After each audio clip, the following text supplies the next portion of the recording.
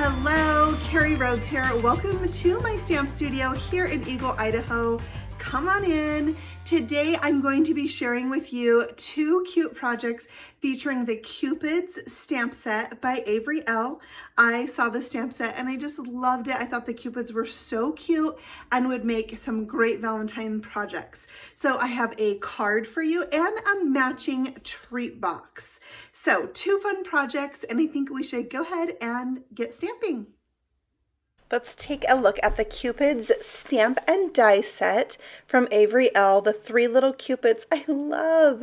So here are the 6 images that I stamped with VersaFine Onyx Black ink. I'm also using the I Heart embossing folder from Fun Stamper's Journey, this frame from the Snapshot Frames Die Set, and this cloud matte stencil from Avery Elle. You can see here all the things that it cuts out. Such a good die.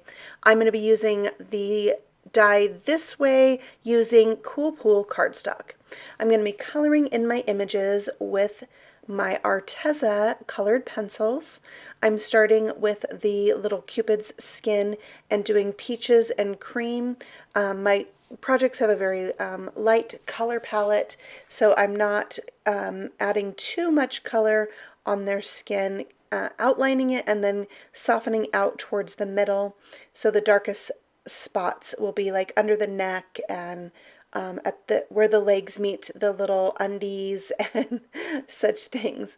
Now for the brown hair, I'm going to use 2 colors. The first is the darkest sienna brown, and then I'm coming in with burnt ochre and filling that in. So with the darkest color, I'm kind of outlining and then blending that out with my lighter color. All right, then for the undies, I'm giving them a little shadow with space gray. I'm coloring in their cheeks with pink macaroon.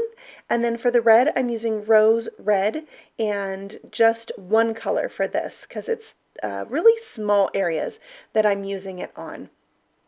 That same dark brown on the bow, and then I forgot the hearts, so I come back in with the rose red and filled those in. And now for the wings and the birds, I really wanted it to match my Cool Pool paper, so I'm using 2 different pencils with light layers to get this effect. The first is mint and the second one is ocean blue, and then I'll come back in with the mint and go over the top of that.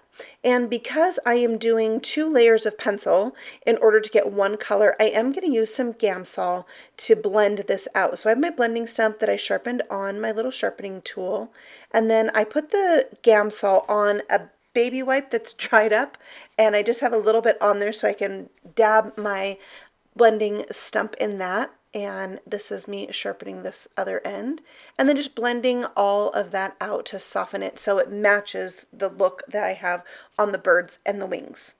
All right, when that's done, I'm going to go ahead and die cut all those and save them in my little dish for when I'm ready for them. I also stamped the XOXO Talk Bubble, and I'm die cutting that. I used chili pepper ink from Lawn Fawn, and then I will save that with the other die cut images. Now back to my snapshot frame. This die set I use all the time, and it is currently on sale at the Spellbinders shop for $14.97. They're having a huge die sale over there right now, so you might want to check it out. I'll link it for you in the description box below. So I made sure and cleaned off my desk after gluing my frame down to my cloud mat. Now I'm trimming off any excess, and I will go ahead and stamp my sentiment in that same chili pepper ink, and it says, "I'll get right to the point. I love you." The second color of ink is Mermaid ink from Lawn Fawn. I love how Lawn Fawn's inks clean off clear stamps. They come off so nice. So that's why I'm using them here. And then I'm going to tie on some red twine around the bottom of this frame just for some added texture and fun. It's a Valentine's card, so I like to put maybe a little something extra there. And it was kind of a large space, so I had plenty of room for my bow. So I just took my time with this bow, had some patience, and played with it until I got it to the point that I could live with it. I still would maybe go back and change it. Like, I'm not 100% happy, but it does not have to be perfect, right? It's good.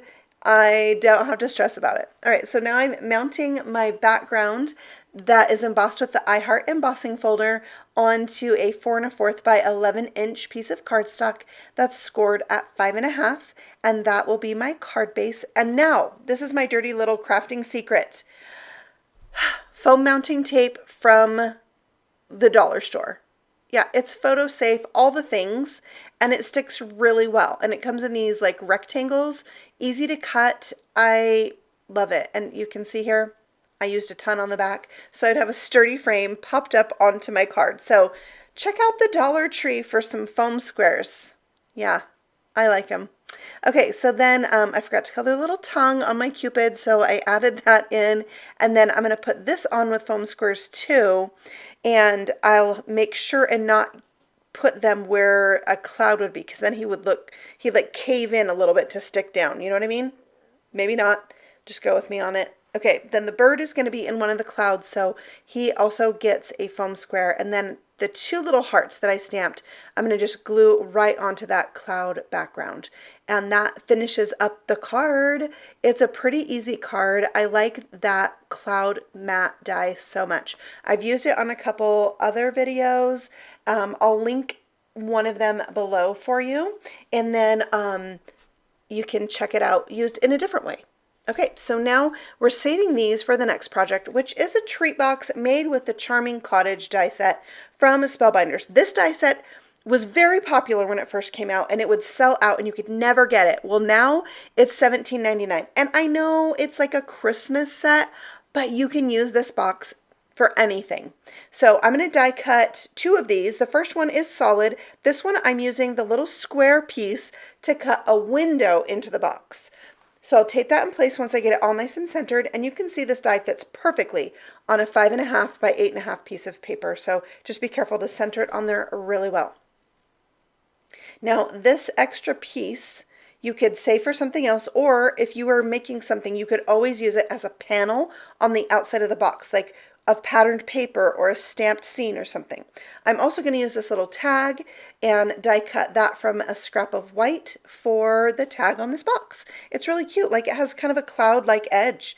Unless you're making a gingerbread house, then it would be like a frosting edge. Okay, so now when we're folding this box, you want to be really careful around that frame. So I'm putting my fingernails on the score line and folding it towards me. And then I'm folding it back and using my crease tool to give a nice, good crease to that line. So you want to then continue on and fold on all the rest of your scored lines on both pieces.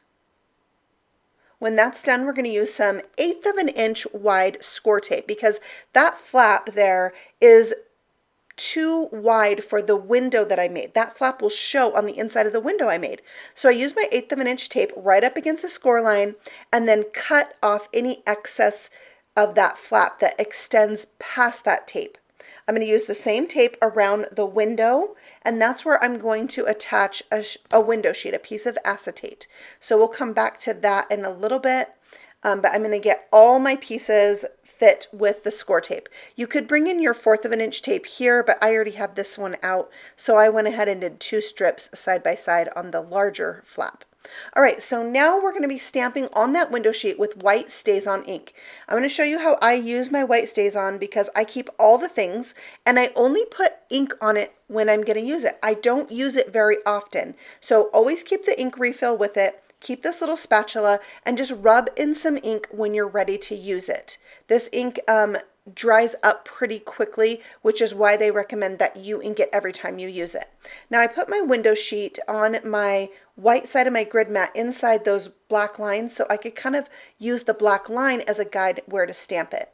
And this acetate is 2 3/8 by 2 3/8 to fit inside my box. Now keep that little plastic cover and put it on top of your pad when you're done, and make sure you clean off your stamp right away when using white StazOn ink. Now I put the smaller cloud on the block, and I'm going to stamp both of the clouds together to create a background on my box with that mermaid ink.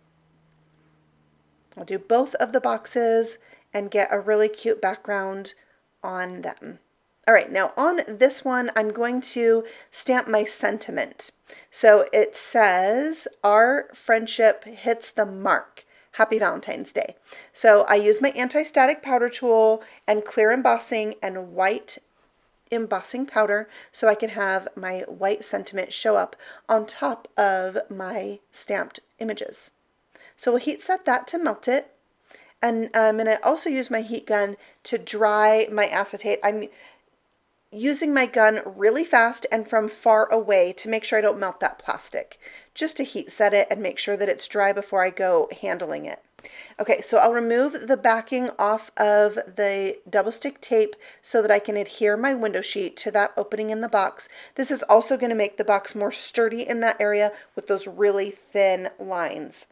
All right, then we're going to take the backing off of this. You could stick the box together like this, but I prefer to flip it to the front. I feel like I can line up my scored lines much easier from the front, but whatever works best for you. All right, so then I'm going to make sure that's secured by pressing it down with my crease tool. And then we're going to take the backing off of the other flap, making sure it's all good first.